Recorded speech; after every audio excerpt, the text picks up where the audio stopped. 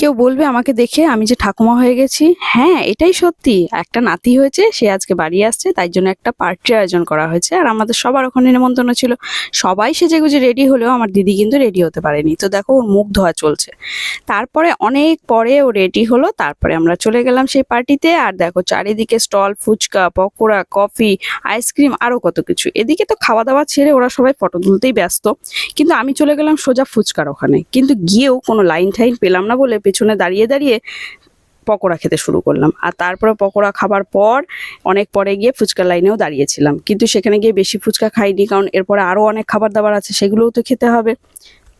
তো যাই হোক, 4-5টা মতো ফুচকা খেয়েছিলাম। আর খাবার পরে আবার চলে গেলাম আইসক্রিম খেতে। আর তোমাদের দাদাভাই তো ফুচকা খায়নি, ও শুধু আইসক্রিম খেয়েছে। তারপরে রাত্রে ডিনার সেরে বাড়ি চলে এসেছি, কিন্তু তার আগে মেয়েরা একটু নাচানাচি করলো, খুব মজা করেছে, খুব আনন্দ করেছে। ভিডিওটা ভালো লাগলে একটা লাইক করে দিও আর পাশেই থেকো।